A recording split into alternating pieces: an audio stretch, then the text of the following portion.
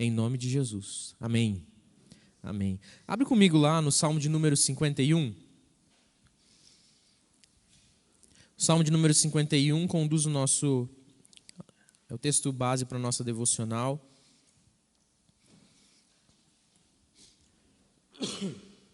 Dessa manhã. Eu quero ler esse salmo inteiro. Peço que você preste bastante atenção na leitura que eu vou fazer. Você pode acompanhar na sua Bíblia, você pode acompanhar na projeção. E o salmo diz assim: compadece-te de mim, ó Deus, segundo a tua benignidade.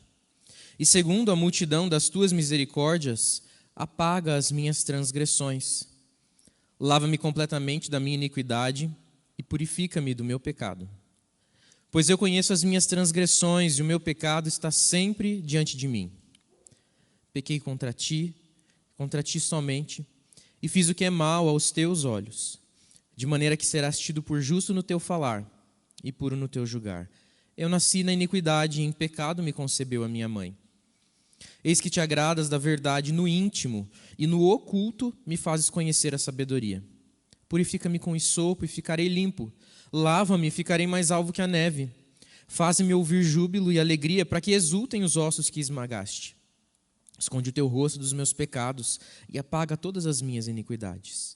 Cria em mim, ó Deus, um coração puro, e renova dentro de mim um espírito inabalável. Não me lances fora da tua presença, nem me retires o teu Santo Espírito. Restitui-me a alegria da tua salvação e sustenta-me com o espírito voluntário. Então ensinarei aos transgressores os teus caminhos, e os pecadores se converterão a ti. Livra-me dos crimes de sangue, ó Deus, Deus da minha salvação, e a minha língua exaltará a tua justiça. Abre, Senhor, os meus lábios, e a minha boca manifestará o teu louvor. Pois não te agradas de sacrifícios, do contrário, eu os ofereceria, e não tens prazer em holocaustos. Sacrifício agradável a Deus é o espírito quebrantado. Coração quebrantado e contrito, não o desprezarás, ó Deus. Faze bem a Sião, segundo a tua vontade, edifica as muralhas de Jerusalém. Então te agradarás dos sacrifícios de justiça, dos holocaustos e das ofertas queimadas, e sobre o teu altar serão oferecidos novilhos. Não dá para falar desse salmo sem falar do contexto em que ele é escrito. Na sua Bíblia aí você vai observar que antes mesmo do salmo iniciar no primeiro versículo, tem um cabeçalho. Nossas Bíblias têm esses títulos em negrito, que eles são recursos didáticos, né? A Bíblia originalmente não foi separada em capítulos, versículos e nem esses subtítulos, tanto que eles variam de uma Bíblia para outra. Mas esse cabeçalho que tem nos salmos, geralmente está em itálico, uma letrinha mais fininha, eles fazem parte do texto original. E eles muitas vezes dão informações a respeito do salmo, do autor, que tipo de salmo que é. E esse salmo aparece ali. Há um mestre de canto, salmo de Davi, quando o profeta Natã foi falar com ele. Depois de dele ter estado com Batseba. Eu quero contar rapidamente para você essa história. O rei Davi reinava sobre Israel, no seu reino pleno, debaixo do cuidado de Deus. E um tempo determinado ele entrou em guerra contra os amonitas. E na investida de guerra contra os amonitas, ele não foi para a guerra como era de costume. Ele fica no palácio, ele fica no meio da terra e manda os seus exércitos guerrearem. E num belo dia, quando ele estava lá no seu palácio, ele sai no terraço do seu palácio e ele avista a cidade e de longe ele vê uma moça em um outro lugar, se banhando. Imagine você que se ela estava se banhando, ela não estava vestida. E ele então não se contém, permanece olhando aquela moça e admirando o que ela está fazendo e pede informações para os seus servos. Quem é aquela mulher que está ali se banhando naquela casa? E eles falam, ela é Batseba, esposa de Urias. E então ele sabendo que Urias estava onde? Na guerra, onde ele também devia estar, fala, chama ela. Fala para ela vir até o palácio. E o texto de Samuel, do primeiro livro do profeta Samuel, é isso mesmo, o primeiro livro do profeta Samuel, fala para a gente que ela chegou no palácio e ele se deitou com ela. E ela voltou para casa e se purificou da sua imundícia. Só que ela engravidou desse encontro. E aí fez saber o rei que ela estava grávida. Não do seu marido, porque estava na guerra, mas do próprio rei, que havia cobiçado a mulher do próximo. E nesse instante, então, Davi começa a planejar. Como que eu vou fazer para pecar em cima do meu pecado? Para encobrir o meu pecado, eu preciso de um pecado um pouco maior. E aí ele começa a planejar. Então ele pede para Joabe trazer Urias da guerra até o palácio. Urias vem até o palácio e ali ele serve Urias, agrada Urias e fala: Urias, vai para sua casa, descansa um pouquinho, fica com a sua mulher, vai lá, tenha um tempo com ela. Na cabeça dele ele pensou: se ele se deitar com a mulher vindo da guerra, esse filho não vai ser meu, esse filho vai ser dele, acaba a desconfiança. Mas Urias sai do palácio e vai junto com os seus companheiros de guerra, os outros soldados que vieram com ele em alguma comitiva, e ali ele dorme. E o rei fica sabendo que ele não vai para casa e fala: ué, por que você não foi para casa no dia seguinte? Ele fala: como que eu, rei, vou para minha casa comer, beber e dormir bem e ficar com a minha esposa quando os meus companheiros de luta estão dormindo no relento? Eu fiquei com eles.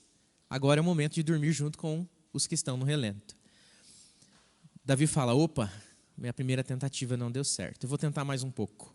Ele chama Urias novamente e faz uma espécie de uma pequena festa com ele e oferece bebida a ele a tal ponto de que ele fica embriagado. Ele fala: pronto, agora ele vai para casa. Mas Urias, mesmo embriagado, volta para a companhia dos seus colegas de batalha. Então Davi se vê cercado da situação e ele fala: eu vou ter que providenciar algo mais sério, algo definitivo. E ele então indica que Urias deve ir na linha de frente, onde estavam os mais corajosos. E ele não só coloca Urias na linha de frente, mas diz: deixe-o desprotegido para que ele morra. Davi faz consciente, ele toma uma decisão, que esse homem não vai morrer pelas minhas mãos, porque eu vou pegar uma arma e matá-lo, mas eu vou fazer de tudo para que ele morra. E Urias morre. Urias morre. O profeta Natan então vai visitar o rei Davi e conversa com ele, e conta para ele uma parábola. E ele fala: existiam 2 homens. Um deles muito rico, cheio de ovelhas, pastos, rebanhos, riquezas. E um outro muito mais pobre, simples, com apenas uma cabritinha, uma ovelhinha, um bichinho só. E então esse homem rico, recebendo a visita de alguém, ele resolve que ele não vai pegar os seus animais, mas vai pegar aquela cabritinha, uma cabritinha cara para aquele homem pobre, porque não era só o único bem que ele possuía, mas ela tinha crescido ali na casa dele, era amiga dos seus filhos, era quase como parte da família. Mas esse homem rico vai lá e toma essa cabritinha para fazer a festa para ele, para o seu convidado, do homem pobre. Davi na hora se revolta e fala: quem fez isso? Quem é o homem injusto que fez isso? Ele deve ser castigado, punido. E Natan fala: foi você. Você mesmo. Corajoso, né? E ele acusa o pecado de Davi e exorta ele e fala que o Senhor não pouparia. Por fim, o filho de Batseba acaba morrendo como castigo de Deus para o pecado de Davi. Mas o Senhor fala que o pecado de Davi havia sido perdoado. E Davi escreve esse salmo que nós lemos diante dessa circunstância, logo depois que o profeta Natan o visita, por conta do encontro dele com Batseba. E o que ele fala nesse salmo é um salmo de confissão, de arrependimento. O que ele traz para a gente nesse salmo é justamente um derramar de um coração arrependido. Primeiro, um pedido insistente, desesperado, consciente do seu pecado. Ele pede então: Senhor, compadece-te de mim, segundo a tua benignidade. Segundo a multidão das tuas misericórdias, apaga as minhas transgressões e lava-me completamente da minha iniquidade. Pois eu conheço as minhas transgressões, o meu pecado está sempre na minha cara, diante de mim. Eu não consigo evitá-lo.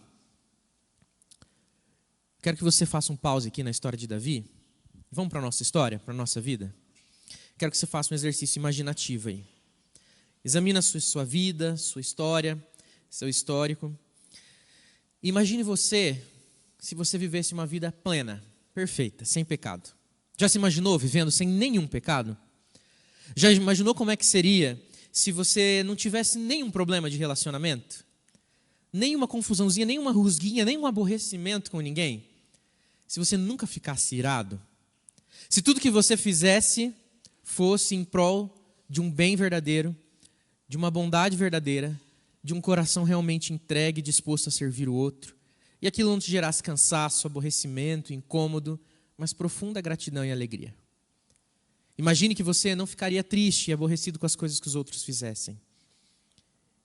Ou sequer talvez provasse de coisas tristes e aborrecida.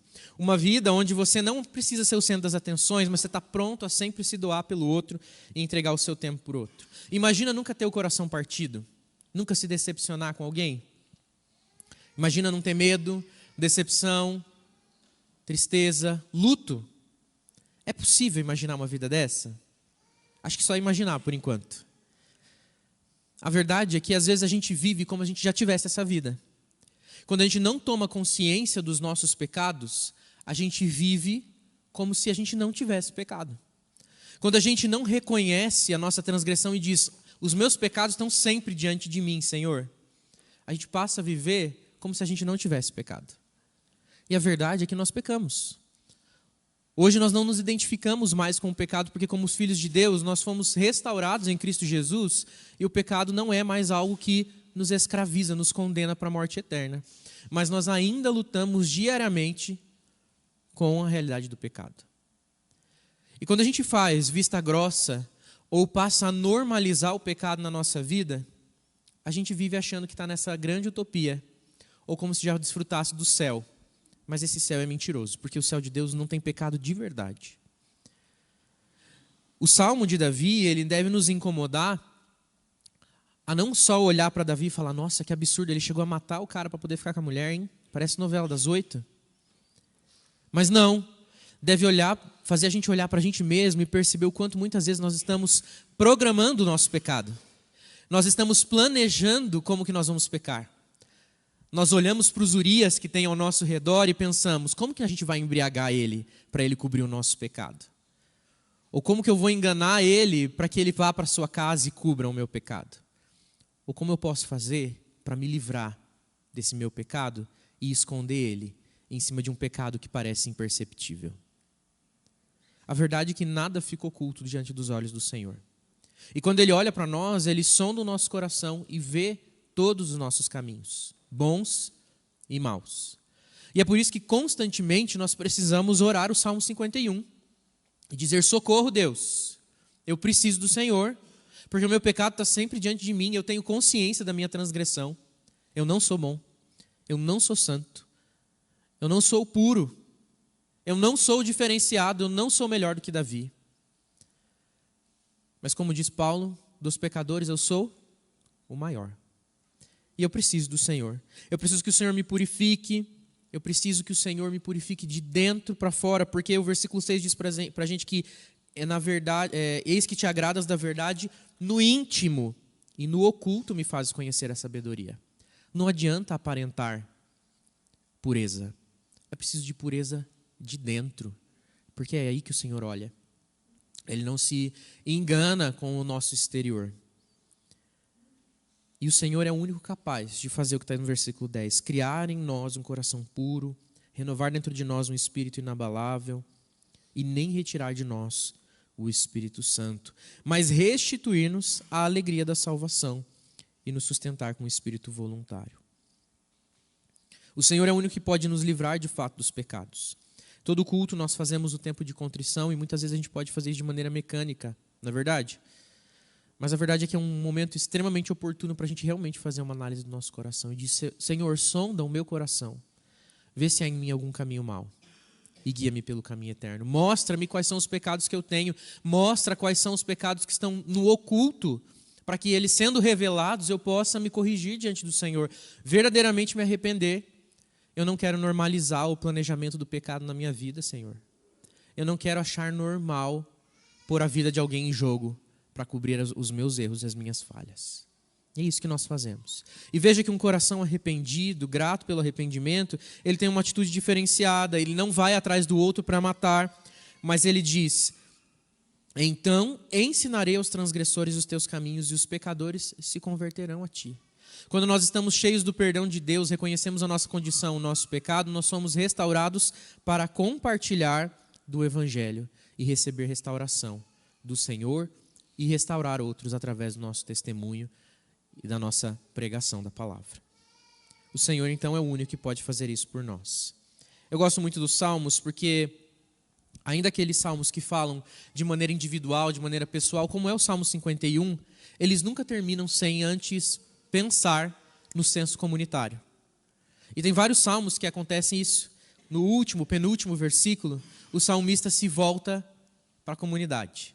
Ele se volta para o povo e ele lembra que os pecados dele são os pecados do povo. Mas quando ele é restituído no Senhor, o povo também é abençoado.